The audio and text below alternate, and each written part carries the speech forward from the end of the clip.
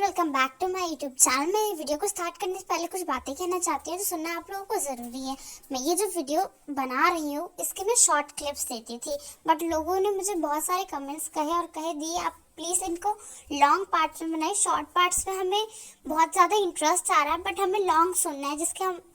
क्योंकि शॉर्ट में सिर्फ 1 या 2 ही मिनट की वीडियो आती है और उसमें बिल्कुल भी हमारा इंटरेस्ट कंप्लीट नहीं होता, हमारा डाउट कंप्लीट नहीं होता है। इसलिए वीडियो को मैं लॉन्ग बना रही हूँ और जो शॉर्ट में मैं दे रही थी उसे देना बंद कर दूंगी। अब वही वीडियो मैं लॉन्ग दूंगी, इसमें शॉर्ट में बिल्कुल भी नहीं दूंगी। इसलिए स्टोरी को स्टार्ट करते हैं। आई होप आपको स्टोरी में मज़ा आएगा और जिन लोगों ने इसके शॉर्ट क्लिप्स में पार्ट सुने हैं उन लोगों को ये कहानी सुनी हुई लगेगी,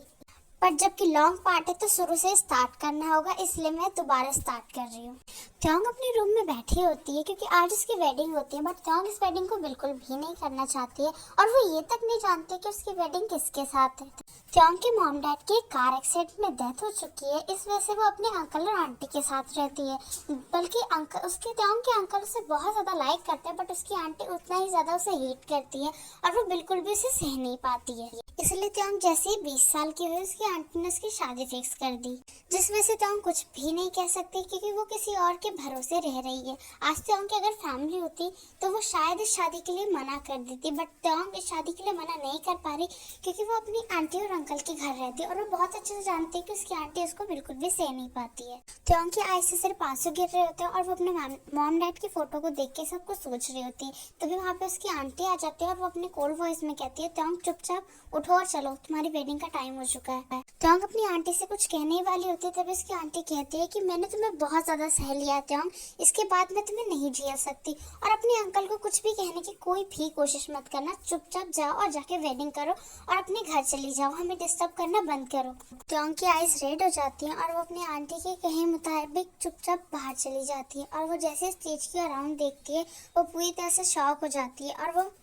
2 कदम पीछे हो जाती है। तभी उसकी आंटी शॉक हो जाती है क्योंकि त्योंग उसकी आंटी से ही टकरा गई होती है। तभी उसकी आंटी अपनी कोल्ड वॉइस में कहती है कि तुम इस तरह पीछे क्यों हो रही हो, आगे जाना है तुम्हें, पीछे नहीं जाना है। त्योंग इस बार अपनी आंटी को अपनी शेकिंग वॉइस में कहती है कि मैं इस पर्सन के साथ वेडिंग नहीं कर सकती, प्लीज आंटी किसी और के साथ करा दीजिए, बस इस पर्सन के साथ बिल्कुल भी नहीं। और मिसेस के स्टेज के अराउंड देखती है जहाँ पे एक बॉय एक गर्ल को लेके बैठा होता है और वो गर्ल उसके डैड को बहुत ही सॉफ्टली रफ कर रही होती है उसके फेस को, जिस वजह से मिसेस किम अपनी कोल्ड वॉइस में कहती है कि क्या बकवास कर रही हो त्योंग, तुम्हें शादी से पहले ही बता दिया गया था कि किस पर्सन के साथ तुम्हारी शादी हो रही है। आंटी आपने तो नहीं बताया था कि ये पहले से ही शादीशुदा है। तो सुनने के बाद मिसेस किम अपने आइज को रोल करते हुए कहती है कि तुम जैसी गर्ल और को डिजर्व भी नहीं करती है, बहुत अच्छा पर्सन है और बहुत ज्यादा रिच पर्सन है, इसलिए चुपचाप जाओ और जाके वेडिंग करो। त्योंग वहाँ से जा ही रही होती है क्योंकि उसे वेडिंग बिल्कुल भी नहीं करनी होती, तभी उस त्योंग का कोई हैंड पकड़ लेता है और त्योंग उस साइड होके देखती है तो वो देखती है कोई ओल्ड लेडी उसके सामने खड़ी होती है। तभी वो लेडी अपने आप को बताती है कि वो जंगकुक की मॉम है और मिसेस जॉन अपनी काम वॉइस में उससे कहती है हमने तुम्हें सब कुछ बताया त्योंग, प्लीज लास्ट टाइम में तुम इस तरह से वेडिंग को नहीं तोड़ सकते, तुम हमारे लिए नहीं, जंगकुक के लिए नहीं, उस छोटी बच्ची के लिए वेडिंग कर लो प्लीज। उस बच्ची को एक मॉम चाहिए और उस बच्ची ने तुम्हें अपनी मॉम बनाने के लिए कहा है, वरना हम तुम्हें बिल्कुल भी एक्सेस नहीं करते त्योंग प्लीज। और त्योंग जूही की ओर देखती है क्योंकि वो जूही को बहुत पहले से ही जानती है क्योंकि त्योंग जिस स्कूल में अपने लंच को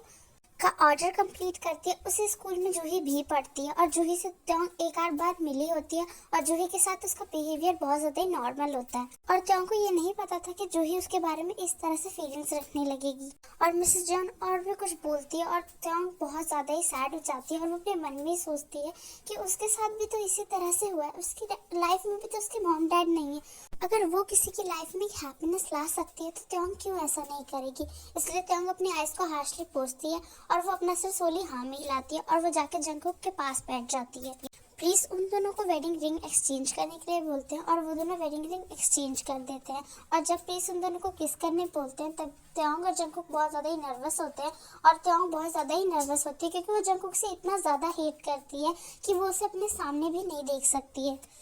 और त्योंग को लगता है कि कहीं ना कहीं जंगकुक की ही वजह से सब कुछ हुआ है, जिस वजह से वो बिल्कुल भी किस करने को तैयार नहीं होती है। बट फ्रेश उसे बार बार बोल रहे होते हैं अगर आप किस नहीं करेंगे तो आपकी वेडिंग बिल्कुल भी लॉक नहीं होगी, और जूही भी बार बार चिल्लाई जा रही होती है। इस वजह से जंगकुक बहुत ज़्यादा इरिटेट हो जाता है और वो त्योंग के हैंड को फोर्सफुली पकड़ता है, जिस वजह से त्योंग अपनी रेड आइज के साथ सिर्फ जंगकुक के फेस की ओर देखने लगता है और जंगकुक उसके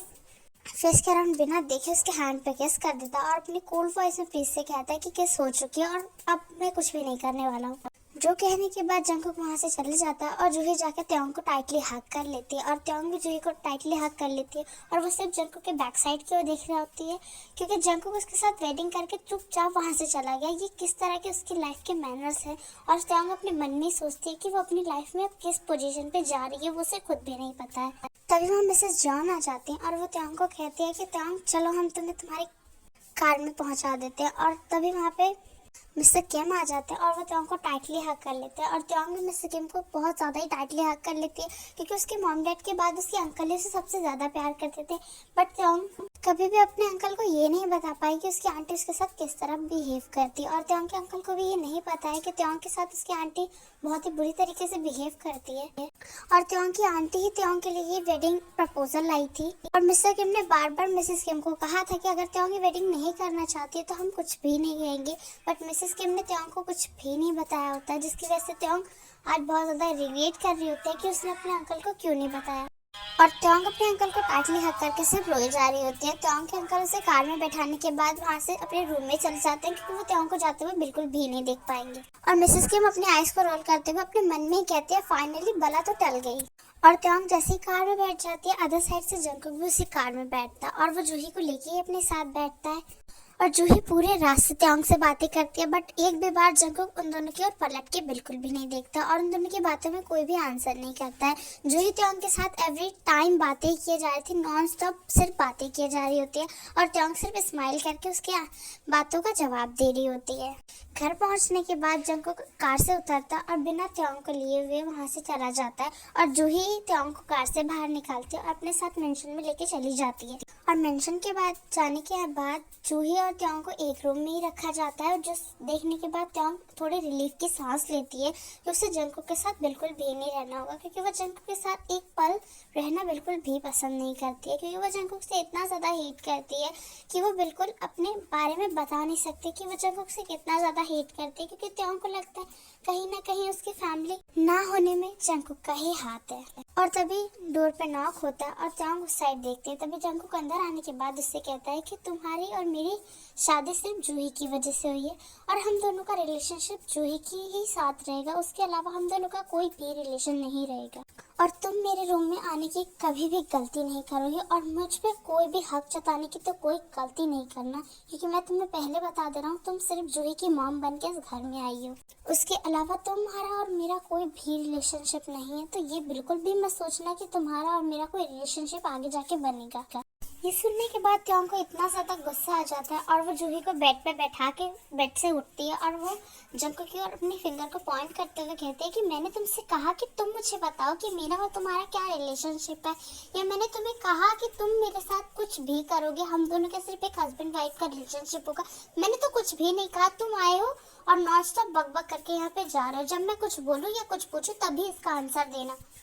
और मैं बिल्कुल भी नहीं चाहती कि तुम मेरे क्लोज आओ। और ये कहने के बाद त्योंग दूसरी साइड देखने लगती है और जंगकुक वहाँ से चुपचाप चले जाता है और त्योंग सिर्फ जंगकुक के बैक की ओर देखने लगती है और त्योंग की आइज रेड हो जाती है और वो अपने मन में ही सोचती है कि उसने सिर्फ एक पर्सन से प्यार ही किया था और उस पर्सन ने उसे इतना ज़्यादा हर्ट कर दिया है, और 6 मंथ पहले अगर वो जंगकुक से कभी मिली ही नहीं होती तो उसकी लाइफ में ऐसा कभी कुछ होता ही नहीं। वो अपने मॉम डैड से जंगकुक को नहीं मांगती और जंगकुक की वजह से उसके मॉम डैड बिल्कुल भी नहीं जानते जंगकुक जैसा घटिया इंसान उसकी लाइफ में क्यों आया। ये त्योंग बहुत ज़्यादा ही सोच रही होती है, उसकी आइज बहुत ज़्यादा रेड हो जाती है और वो तुरंत ही अपने आंसू को हार्शली पोंछ लेती है और वो जब जूही की ओर देखती है तो वो देखती है जूही चुपचाप बेड पे सो चुकी है, जो देखने के बाद त्योंग के फेस पे एक स्माइल आ जाती है। त्योंग शुरू से जूही को बहुत ज़्यादा पसंद करती थी, बट उसे ये नहीं पता था कि जूही जंगकुक की डॉटर है। त्योंग सोली अपने लगेज के पास जाती है और उसमें से कुछ क्लोथ्स निकालती है और बाथरूम में चले जाती है। अपने आप को फ्रेश करने के बाद वो जूही के पास आती है और उसकी ड्रेस को भी पूरी तरह से अनड्रेस करके उसे अच्छे से फ्रेश करा